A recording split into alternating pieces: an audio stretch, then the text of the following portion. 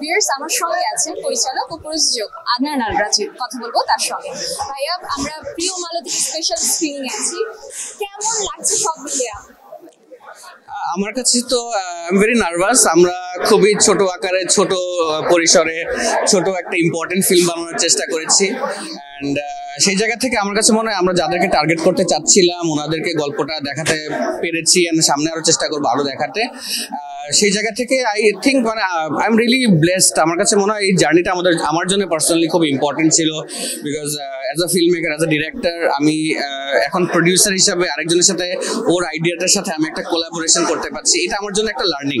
তো as a director বা as a film maker আমি যদি বলি, আমার লাইফ টাইম তো আসলে লার্নিং এর উপরেই যাবে। তো আমার ওই জায়গা থেকে আমার এই বছর লাস্ট 2 বছর অনেক লার্নিং এর একটা সাথে থাকতে পেরেছি, সামনেও আশা করবো থাকবো। অ্যান্ড আই রিয়েলি হোপ সবাই যারা আসলে এই প্রিয় মালতীর দর্শক যারা আসবে দেখতে, তারা আশা করছি ওরা একটা গুড এক্সপিরিয়েন্স নিয়ে যাবে। আপনি প্রযোজক ঠিক আছে, বাট আপনি একজন নির্মাতাও।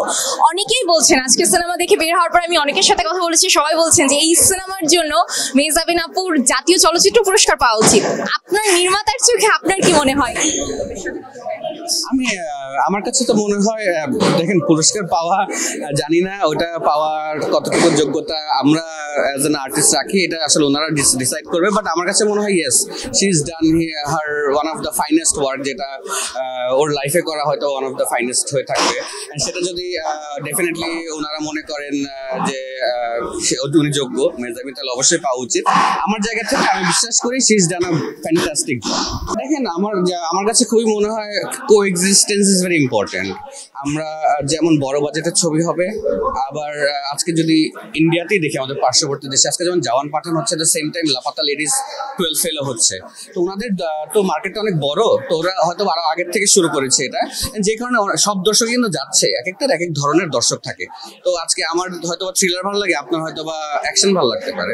তো আপনার জন্য এক ধরনের গল্প হওয়া উচিত, আমার জন্য এক ধরনের গল্প হওয়া উচিত। তো আমাদের গল্পের আইডিয়া হচ্ছে যে আমরা যারা অ্যাকচুয়ালি ড্রামা দেখতে চায়, ফিলিংস নিয়ে কাজ করতে চায়, ওই ফিলিংটা নিয়ে বের হতে চায়, ওদের জন্যই করা। তো সেই জায়গা থেকে আমার কাছে ডেফিনেটলি লাগে এরকম কাজ আমি আরো বেশি করতে চাই। অ্যান্ড ইনফ্যাক্ট আমি সব ধরনের কাজই করতে চাই। যে এই ড্রামা যেরকম করছি, আমি at the same time I probably produce thriller or suspense thriller or anything romantic, সেগুলোও থাকবে। সো আমি চাই সবকিছু এক্সপ্লোর করতে অ্যাজ অ্যান আর্টিস্ট। আমি যত ধরনের গল্প, যত ধরনের মানুষের সাথে, ক্রিয়েটিভ মানুষের সাথে চলাফেরা করতে পারবো, আমি অ্যাজ এ পার্সন গ্রো করবো। সো আমি নিজে সেলফিশ, আমি শিখতে চাই।